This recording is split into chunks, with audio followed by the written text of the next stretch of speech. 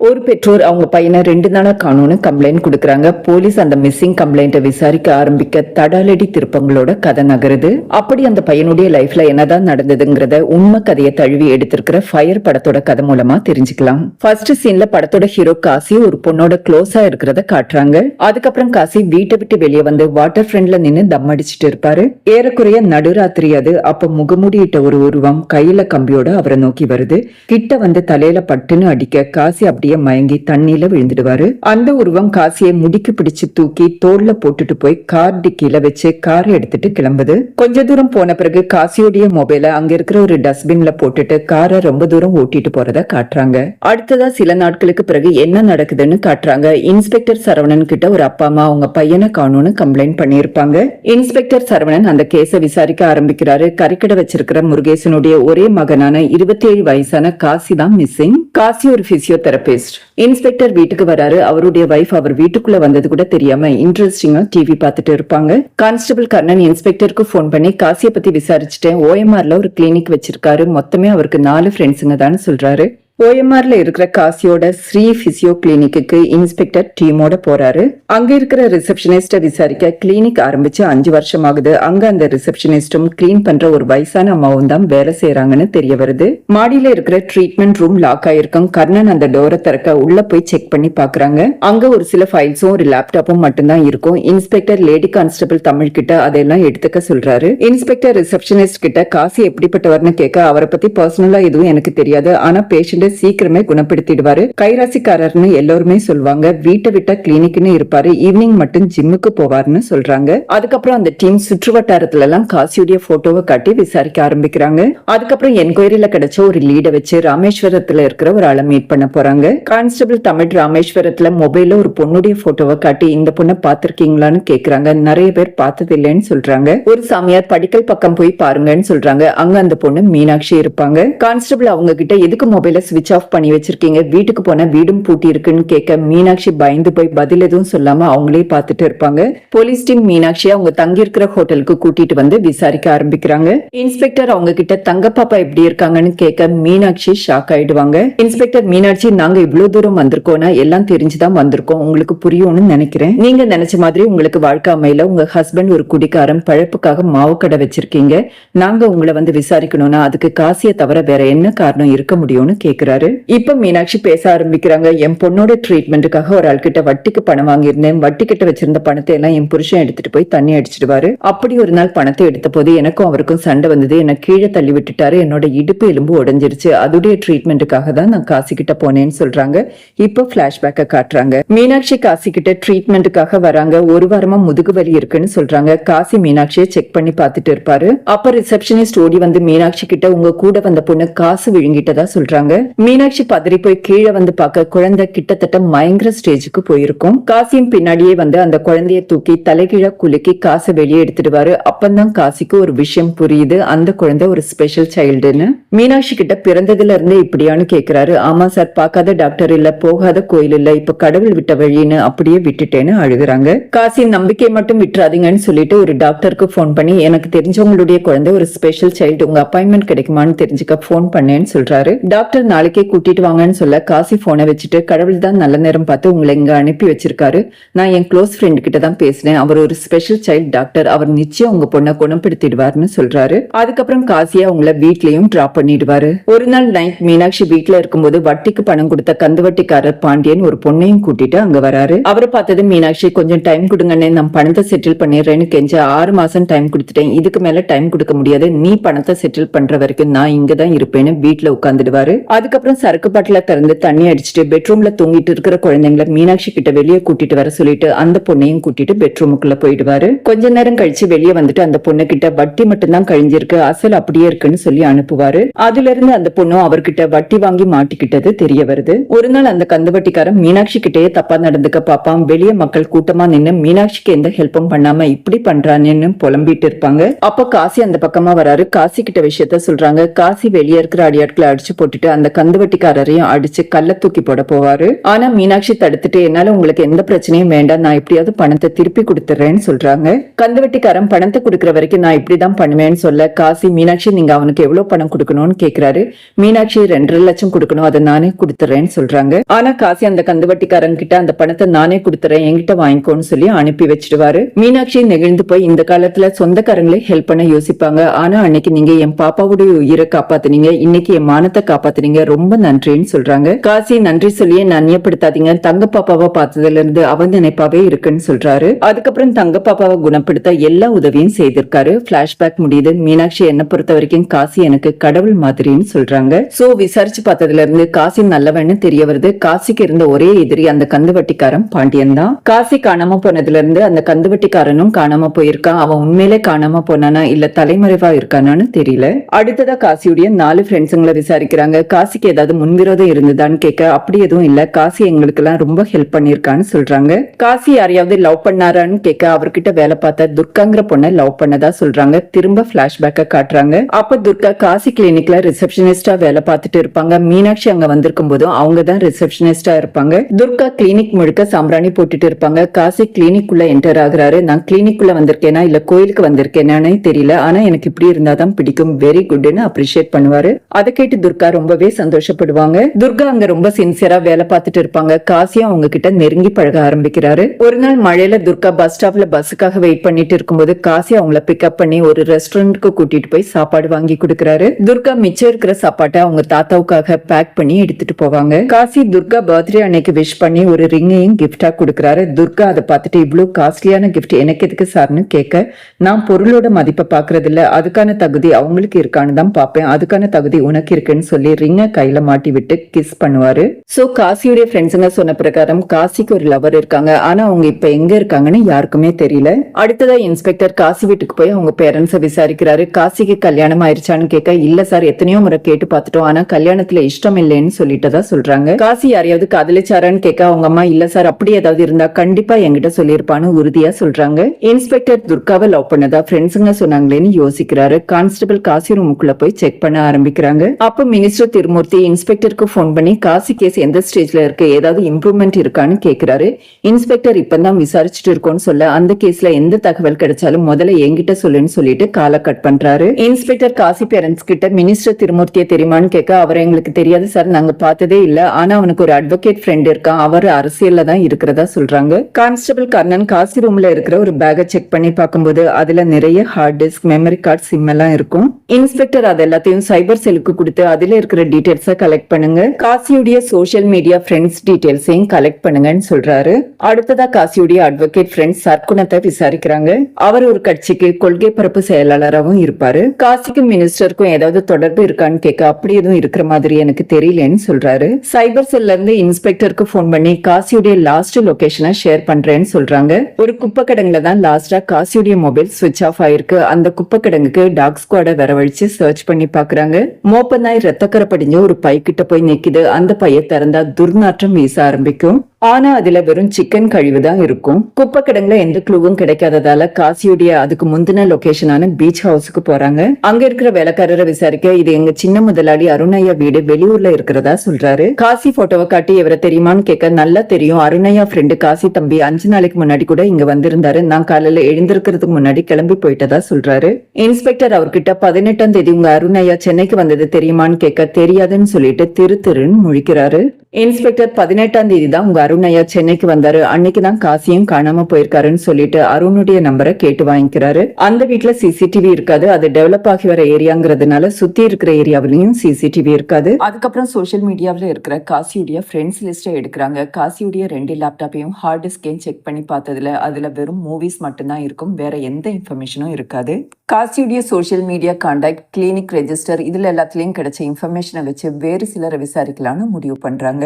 First பிரியாங்கிற பொண்ணை விசாரிக்க போறாங்க. பிரியா அவங்கள உள்ள கூப்பிட்டு உட்கார சொல்றாங்க. அதுக்கப்புறம் நேத்தே உங்களை எதிர்பார்த்தேன்னு சொல்லிட்டு உள்ள போய் ஒரு ஃபைலை எடுத்துட்டு வந்து கொடுத்துட்டு பாஸ்போர்ட் என்கொயரிக்கு தேவையான எல்லா டாக்குமெண்ட்ஸும் இதுல இருக்குன்னு சொல்றாங்க. அதை பார்த்துட்டு இன்ஸ்பெக்டர், நாங்க பாஸ்போர்ட் என்கொயரிக்கு வந்திருக்கோம்னு நினைச்சீங்களா? இல்ல, உங்க பாஸ்ட் லைஃபை பத்தி விசாரிக்க வந்திருக்கோம். இந்த விசாரணை முடிவுல தான் உங்களுக்கு பாஸ்போர்ட் கிடைக்குமா இல்லையான்னு தெரியும். உங்களுக்கு காசி மிஸ்ஸிங் கேஸ் பத்தி தெரியும்னு நினைக்கிறேன்னு கேக்குறாரு. பிரியா, நான் அவரை ஜிம்ல தான் ஃபர்ஸ்ட் பார்த்தேன்னு ஆரம்பிக்கிறாங்க. பிளாஷ்பேக் காட்டுறாங்க. பிரியா ஜிம்ல எக்ஸசைஸ் பண்ணிட்டு இருக்கும்போது அவங்களுக்கு மசில் கேட்ச் ஆயிடும். காசி தான் ஃபர்ஸ்ட் எய்ட் கொடுப்பாரு. அதுக்கப்புறம் அவருடைய கார்டை கொடுத்துட்டு உங்களுக்கு ஃபர்தரா ட்ரீட்மெண்ட் தேவைப்படும்னு நினைக்கிறேன், எப்ப வேணும்னாலும் வாங்க, ஆனா கால் பண்ணிட்டு வாங்கன்னு சொல்றாரு. பிரியாவுக்கு பெயின் ஜாஸ்தி ஆகுது. சோசியல் மீடியாவில் காசியுடைய வீடியோ ஒன்னு பாக்குறாங்க. அதுல அவர் பெண்களை பத்தி ரொம்ப பெருமையா பேசியிருப்பாரு. அதுக்கப்புறம் அவங்க காசி கிளினிக்கு ட்ரீட்மெண்ட்டுக்காக போக ஆரம்பிக்கிறாங்க. ஒரு நாள் காசி அவங்க கிட்ட எப்ப வந்தாலும் தனியாவே வரீங்களேன்னு கேக்குறாரு. அதுக்கு பிரியா, என் ஹஸ்பண்ட் வெளியூர்ல இருக்காரு, அப்பா அம்மா ஊர்ல இருக்காங்க, வேற என்ன பண்றதுன்னு கேக்குறாங்க. காசி, தனிமையில இருக்கிறது ஒரு கொடுமை, நானும் உங்க நிலைமையில தான் இருக்கேன்னு சொல்றாரு. பிரியா இதெல்லாம் சொல்லி முடிச்சுட்டு, காசி என்னுடைய மசில் பெயினை சீக்கிரமே குணப்படுத்திட்டாரு, எனக்கு ஒரு நல்ல ஃப்ரெண்ட் அவர் எப்படியாவது கண்டுபிடிச்சு கொடுங்கன்னு சொல்றாங்க. இன்ஸ்பெக்டர், காசி காணாம போன அன்னைக்கு உங்க ஹஸ்பண்ட் சென்னைக்கு வந்துட்டு உங்களை பார்க்காம போயிருக்காரு, அதுக்கு வேற ஏதாவது காரணம் இருக்குமான்னு கேக்குறாரு. பிரியா, அவர் சென்னைக்கு வந்திருந்தா கண்டிப்பா என்ன பார்க்காம போயிருந்திருக்க மாட்டாருன்னு சொல்றாங்க. அப்ப இன்ஸ்பெக்டருக்கு ஸ்டேஷன்ல இருந்து போன் பண்ணி காசியை கொன்னதா ஒருத்தர் சரண்டர் ஆயிருக்கிறதா சொல்றாரு. இன்ஸ்பெக்டர் கிளம்பி உடனே ஸ்டேஷனுக்கு போறாரு. காசியோட ஃப்ரெண்டோட பீச் ஹவுஸ்ல செக்யூரிட்டியா வேலை பார்த்துட்டு இருந்தவர் தான் சரண்டர் ஆயிருப்பாரு. அவர் இன்ஸ்பெக்டரை பார்த்தது நான் தான் ஏன் கொலை பண்ணேன்னு சொல்றாரு. அதே சமயம் காசியுடைய பேரண்ட்ஸ் ஸ்டேஷனுக்கு வந்துட்டு சந்தோஷமா, என் பையன் உயிரோட தான் இருக்கான், வெளியூர்ல இருக்கானா, போன் மிஸ் ஆயிருச்சு, அதனால தான் அவனால கான்டாக்ட் பண்ண முடியல, எதுக்கு கேஸ் கொடுத்த, உடனே வாபஸ் வாங்கன்னு சொன்னதா சொல்றாங்க. இன்ஸ்பெக்டர் அதை நான் முடிவு பண்றேன்னு சொல்லிட்டு அந்த பெரியவர்கிட்ட, காசி உயிரோட இருந்தா நீங்க யாரை கொன்னீங்கன்னு கேக்குறாரு. அதை கேட்டு காசியுடைய பேரண்ட்ஸ் ஷாக் ஆகுறாங்க. அவங்க கிட்ட அந்த நம்பரை வாங்கிட்டு அந்த நம்பருடைய லொகேஷனை ட்ரேஸ் பண்ண சொல்றாரு. இப்ப திரும்ப பிளாஷ்பேக்ல ஒரு கல்யாண வீட்டை காட்டுறாங்க. அந்த கல்யாண வீட்டுல அனிதாங்கிற பொண்ணு காசியோட டான்ஸ் ஆடுவாங்க. அந்த பொண்ணுக்கு கல்யாணமாகி ஒரு மாசத்திலேயே ஹஸ்பண்ட் இறந்து போயிருப்பாரு. காசி அவங்க கிட்ட போயிட்டு அவருடைய கார்டை கொடுத்துட்டு, என்னைக்காவது விழுந்தா கால் பண்ணுங்கன்னு சொல்லிட்டு, நான் எப்பவோ விழுந்துட்டேன்னு மெதுவா சொல்லுவாரு. அனிதா, நீங்க சத்தமா சொன்னது கேட்கல, ஆனா மெதுவா சொன்னது கேட்டுச்சுன்னு சொல்றாங்க. அதுக்கப்புறம் ரெண்டு பேரும் நல்ல ஃப்ரெண்ட்ஸா பழக ஆரம்பிக்கிறாங்க. காசி பர்த்டே அன்னைக்கு அனிதா கேக்கோட போய் அவரை மீட் பண்ணுவாங்க. காசி அனிதா கிட்ட, நான் துர்காங்கிற ஒரு பொண்ணை சின்சியரா லவ் பண்ணிட்டு இருந்தேன், ஒரு நாள் ரெண்டு பேரும் பைக்ல ரைட் போயிட்டு இருந்தோம், அப்ப ஆக்சிடென்ட் ஆகி துர்கா ஸ்பாட்லயே இறந்துட்டதா சொல்றாரு. அனிதா, தனிமை ஒரு சாபம், அந்த தனிமை தான் நம்ம ரெண்டு பேரையும் ஒண்ணு சேர்த்திருக்கு, நான் உங்களை விட்டு எங்கேயும் போக மாட்டேன்னு சொல்றாங்க. பிளாஷ்பேக் முடியுது. அனிதா இன்ஸ்பெக்டர் கிட்ட, காசி தான் என் உலகம், அவரை எப்படியாவது கண்டுபிடிங்கன்னு கெஞ்சுறாங்க. இன்ஸ்பெக்டர் அடுத்ததா சரண்டர் ஆன பெரியவரை விசாரிக்கிறாரு. துர்காவுடைய தாத்தா தான் அவர் இப்ப என்ன நடந்துச்சுன்னு சொல்ல ஆரம்பிக்கிறாரு. துர்காவுடைய தாத்தாவுக்கு துர்கா தான் உலகமே. துர்கா நல்லா படிச்சிருந்தாங்க, அவங்களுக்கு ஒரு நல்ல வாழ்க்கை அமைச்சு கொடுக்கறதுக்காக அவர் தெரிஞ்சவங்க எல்லார்கிட்டையும் வேலைக்கு கேட்டிருக்காரு. அப்படிதான் காசி கிட்டையும் வேலை கேட்டது. வெளியுலகமே தெரியாத துர்கா முதல்ல வேலைக்கு போனதே காசி கிட்ட தான். ஒரு நாள் அந்த பெரியவர் டியூட்டி முடிச்சுட்டு வீட்டுக்கு போகும்போது துர்கா கதவை சாத்திக்கிட்டு தூக்கு மாட்டிக்க ட்ரை பண்ணிட்டு இருப்பாங்க. பெரியவர், துர்கா நீ இல்லைன்னா நானும் செத்துடுவேம்மா, தயவு செஞ்சு கதவை திறன்னு அழ ஆரம்பிக்க, துர்கா வேற வழி இல்லாம கதவை திறந்துட்டு, தாத்தா நான் தப்பு பண்ணிட்டேன்னு அழ ஆரம்பிக்கிறாங்க.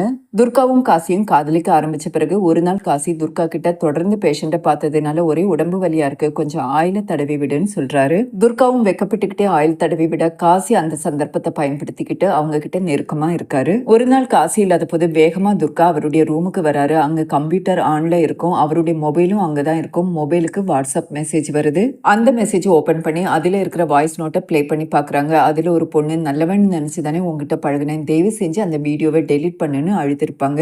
அதே சாட்ல காசி அந்த பொண்ணு கூட க்ளோஸா இருக்கிற மாதிரி ஒரு வீடியோவை அனுப்பி வச்சிருப்பாரு. துர்கா அந்த வீடியோவை பிளே பண்ணி பாக்குறாங்க. அந்த வீடியோவை பார்த்ததும் துர்காவால துக்கம் தாங்க முடியல, இவ்வளவு கெட்டவனா காசின்னு நினைச்சு அழ ஆரம்பிக்கிறாங்க. அப்ப காசி அங்க வராரு. காசி, என் போனையே பார்த்துட்டே, தப்பில்ல, வந்தோமா வேலையை பார்த்தோமான்னு இருக்க வேண்டாமான்னு கேட்க, துர்கா போயும் உன்னை காதலிச்சேன்னு நினைச்சா அருவருப்பா இருக்குன்னு சொல்றாங்க. காசி நக்கலா, நான் உன்னை லவ் பண்றேன்னு என்னைக்காவது சொல்லியிருக்கேன், நான் உன்னால என்ன பண்ண முடியும், கண்ணகி மாதிரியே எரிச்ச மாதிரி எரிக்க போறியா, ஆனா அதுக்கு முன்னாடி இதை பாருன்னு சொல்லிட்டு லேப்டாப்ல இருக்கிற ஒரு வீடியோவை பிளே பண்ணி காட்டுறாரு. காசியும் துர்காவும் க்ளோஸா இருக்கிற வீடியோ தான் அது. அதை பார்த்துட்டு தான் தற்கொலை முடிவுக்கு போயிருப்பாங்க. பெரியவர், என் பேத்தியுடைய வாழ்க்கையை கெடுத்து அவனை கொல்ல நினைச்சேன், பீச் ஹவுஸ்க்கு தனியா வந்து அவனை கொன்னுட்டு பாடியை துண்டு துண்டா வெட்டி பண்ணிக்கு போட்டேன்னு சொல்றாரு. இன்ஸ்பெக்டர் ஹையர் அபிஷியலை மீட் பண்ணி, கண்டிப்பா காசியால இதை தனியா பண்ண முடியாது, கூட யாராவது இருந்திருப்பாங்க, காசியுடைய லேப்டாப்லயும் வெறும் சாமி படம் தான் இருக்கு, வேற எந்த இன்ஃபர்மேஷனும் கிடைக்கலன்னு சொல்றாரு. இன்ஸ்பெக்டர் திரும்ப ஸ்டேஷனுக்கு வரும்போது கான்ஸ்டபிள் ஒரு பையனை போட்டு அடிச்சுட்டு இருப்பாரு. எதுக்கு அடிக்கிறேன்னு கேட்டதுக்கு சாமி படம் பார்த்தான்னு சொல்றாரு. சாமி படம் தானே, அதுல என்ன தப்புன்னு கேட்க சாமி படம்னா பல்லான படம்னு சொல்றாரு. உடனே இன்ஸ்பெக்டருக்கு ஏதோ ஸ்ட்ரைக்காக காசியுடைய லேப்டாப்பை ஆன் பண்ணி அதுல இருக்கிற வீடியோவை ஃபார்வர்ட் பண்ணி பாக்குறாரு. அப்பதான் ஒரு மிகப்பெரிய ஷாக். சாமி படத்துக்கு நடுவில் பொண்ணுங்க கூட க்ளோஸா இருக்கிற வீடியோவை இன்சர்ட் பண்ணி வச்சிருப்பாரு. அப்படி ஒவ்வொரு சாமி படத்துலயும் ஒவ்வொரு பொண்ணுங்க வீடியோ இருக்கும். அது மாதிரி நூற்றுக்கணக்கான வீடியோக்கள் அந்த லேப்டாப்ல இருக்கும். இதுல சில ஆண்களும் இன்வால்வ் ஆயிருக்காங்க. ஆனா அவங்களுடைய ஃபேஸை பிளர் பண்ணி வச்சிருக்காரு. இன்ஸ்பெக்டர் கான்ஸ்டபிள் தமிழ்கிட்ட அந்த லேப்டாப்பை டெக்னிக்கல் டீம்ல கொடுத்து அந்த ஆம்பளைங்க யாருன்னு கண்டுபிடிக்க சொல்றாரு. இந்த நியூஸ் நாடு முழுக்க வைரல் ஆகுது. கமிஷனர் இன்ஸ்பெக்டருக்கு ஃபோன் பண்ணி இந்த கேஸை கான்ஃபிடென்ஷியலா தானே வைக்க சொன்னேன், சோஷியல் மீடியாவுக்கு எப்படி போச்சுன்னு கேட்கிறாரு. இன்ஸ்பெக்டர் இந்த கேஸை பத்தின எந்த இன்ஃபர்மேஷனும் நம்ம கிட்ட இருந்து போகிறதுக்கு வாய்ப்பில்லை. இந்த கேஸ்ல நூற்றுக்கணக்கான பொண்ணுங்க இன்வால்வ் ஆயிருக்காங்க, அவங்க யாராவது சொல்லியிருக்கலாம்னு சொல்றாரு. கமிஷனர் மீடியா நம்மள கேள்வி கேட்கறதுக்கு முன்னாடி உடனே ஒரு பிரஸ் மீட்டை அரேஞ்ச் பண்ணுன்னு சொல்றாரு. இன்ஸ்பெக்டர் பிரஸ் மீட்ல காசியை பத்தி பேசுறாரு. அந்த நியூஸை பாக்குற காசியுடைய பேரண்ட்ஸ் நம்ம புள்ள அப்படிப்பட்டவன் இல்லையேன்னு அழ ஆரம்பிக்கிறாங்க. ஊர்க்காரங்க காசி வீட்டுக்கு வந்து அவருடைய வீட்டை அடிச்சு நொறுக்கி காசியுடைய அப்பாவையும் போட்டு அடிச்சுடுவாங்க. காசியுடைய பேரண்ட்ஸ் இன்ஸ்பெக்டரை வந்து பார்த்துட்டு என் பிள்ளைய காணோன்னு தானே கம்ப்ளைண்ட் கொடுத்தேன், அவனை இப்படி குற்றவாளி ஆக்கிட்டீங்களே, இந்த ஊரே எங்களை கேவலமா பாக்குது, ஆனா என் பிள்ளை ரொம்ப தங்கமானவன்னு சொல்றாங்க. இன்ஸ்பெக்டர் உங்க ஒரு பிள்ளைய நினைச்சு நீங்க வருத்தப்படுறீங்க, ஆனா உங்க பிள்ளையால பழப்போன நூற்றுக்கணக்கான பொண்ணுங்களுடைய லைஃபை நினைச்சு நாங்க வருத்தப்படுறோம். உங்க பிள்ளைய பத்தி எங்ககிட்ட இருந்து ஏதாவது மறைச்சிருந்தீங்கன்னா அதை பத்தி சொல்லுங்கன்னு சொல்ல காசியுடைய பேரண்ட்ஸ் எங்களுக்கு தெரிஞ்ச எல்லா விஷயத்தையும் சொன்னோன்னு சொல்லிட்டு அழுவாங்க. இன்ஸ்பெக்டர் கான்ஸ்டபிள் கிட்ட உங்களுக்கு தேவையான எல்லா பாதுகாப்பையும் ரெடி பண்ணி கொடுங்கன்னு சொல்றாரு. அடுத்ததா இன்ஸ்பெக்டர் அனிதா கிட்ட கிடுக்குப்பிடி விசாரணையை ஆரம்பிக்கிறாரு. இப்போ அனிதா ஒரு சில உண்மைகளை சொல்றாங்க. ஒரு நாள் காசி அனிதாவுக்கு ஃபோன் பண்ணி எங்க அம்மாவுக்கு ஹார்ட்ல ப்ராப்ளம், எனக்கு வர வேண்டிய பணம் வரல, ட்ரீட்மெண்ட்டுக்கு என்ன பண்றதே தெரியலன்னு புலம்புறாரு. அனிதா என்கிட்ட இருக்கிற நகையெல்லாம் சும்மா தான் இருக்கு, அதை நான் எடுத்துட்டு வந்து தரேன்னு சொல்ல காசி இல்ல நானே வந்து வாங்கிக்கிறேன்னு சொல்றாரு. அதுக்கப்புறம் காசி அனிதாவை கம்ப்ளீட்டா அவாய்ட் பண்ண ஆரம்பிக்கிறாரு. அவங்க நம்பரையும் பிளாக் பண்ணிடுவாரு. அனிதா நேரா கிளினிக்கு வந்து காசி கிட்ட உனக்கு என்னதான் பிரச்சனை, எதுக்கு என்ன அவாய்ட் பண்றேன்னு கேக்குறாங்க. காசி ஆமா எனக்கு பிரச்சனை இருக்குதான், அவசரமா எனக்கு ஒரு 5 லட்சம் தேவைப்படுது தெரியான்னு கேட்க அனிதா உனக்கு அப்ப பணம் தான் முக்கியம், நம்ம காதல் முக்கியம் இல்லையான்னு கேக்குறாங்க.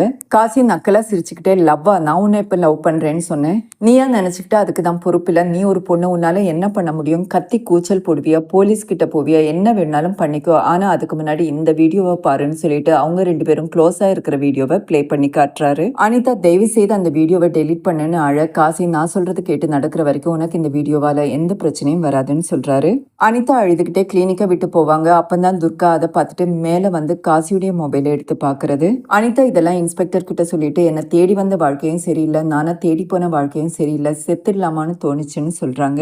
அடுத்த சீன்ல மினிஸ்டர் இன்ஸ்பெக்டருக்கு ஃபோன் பண்ணி காசி கேஸ்ல எந்த விஷயம் தெரிஞ்சாலும் முதல்ல என்கிட்ட தானே சொல்ல சொன்னேன், உன்னை யார் பிரஸ் மீட் கொடுக்க சொன்னதுன்னு கேட்க கமிஷனர் தான் கொடுக்க சொன்னாருன்னு சொல்லிட்டு போனை வச்சுடுவாரு. காசி லிஸ்ட்ல இருக்கிற ஒரே ஒரு பொண்ணு மட்டும் சூசைட் பண்ணியிருப்பாங்க. அவங்க ஹஸ்பண்டை இன்ஸ்பெக்டர் மீட் பண்ணி விசாரிக்கிறாரு. அவர் கையில கைக்குழந்தையோடு இருப்பாரு. அவ எப்பவுமே டிப்ரெஷன்ல தான் இருப்பா, எதையாவது யோசிச்சுட்டே இருப்பா, திடீர்னு ஒரு நாள் சூசைட் பண்ணிக்கிட்டதா சொல்றாரு. இன்ஸ்பெக்டர் இறந்து போன உங்க மனைவிக்கு களங்கம் வரக்கூடாதுன்னு நீங்க நினைக்கிறீங்க, ஆனா நாங்க அந்த களங்கத்தை துடைக்க ட்ரை பண்றோம், அதனால தயவு செஞ்சு கோஆப்ரேட் பண்ணுங்க, உங்களுக்கு என்ன விஷயம் தெரியுமோ அதை எங்க கிட்ட சொல்லுங்கன்னு சொல்றாரு. உடனே அவர் உள்ள போய் ஒரு மொபைலை எடுத்துட்டு வந்து ஒரு ஆடியோவை பிளே பண்ணி காட்டுறாரு. இன்ஸ்பெக்டர் அதை கேட்டுட்டு சாரி ரொம்ப தேங்க்ஸ்ன்னு சொல்லிட்டு கிளம்பிடுவாரு.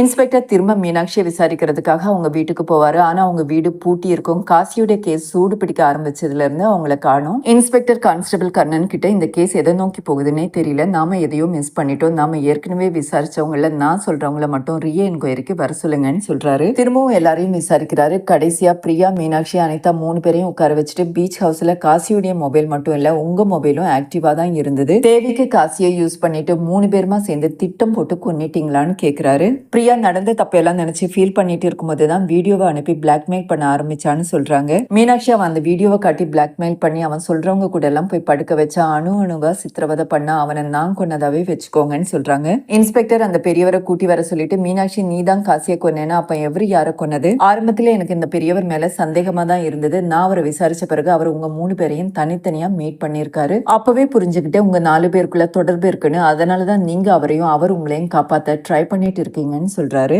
அடுத்ததா இன்ஸ்பெக்டர் பிரியா கிட்ட நீங்க ஏஐ யூஸ் பண்ணி காசி மாதிரி வாய்ஸை மாத்தி அவங்க பேரண்ட்ஸ் கிட்ட பேசினா என்னால கண்டுபிடிக்க முடியாதுன்னு நினைச்சீங்களான்னு கேக்குறாரு. இப்ப பெரியவர் உண்மையை சொல்ல ஆரம்பிக்கிறாரு. காசியால பாதிக்கப்பட்ட இந்த 3 பேரையும் பேத்தி மூலமா தான் சந்திச்சிருக்காரு. ஏற்கனவே மன உளைச்சல்ல இருந்த அவங்க காசியை கொல்ல ஒத்துழைப்பு சீரழிக்கிறதா சொல்லியிருக்காங்க.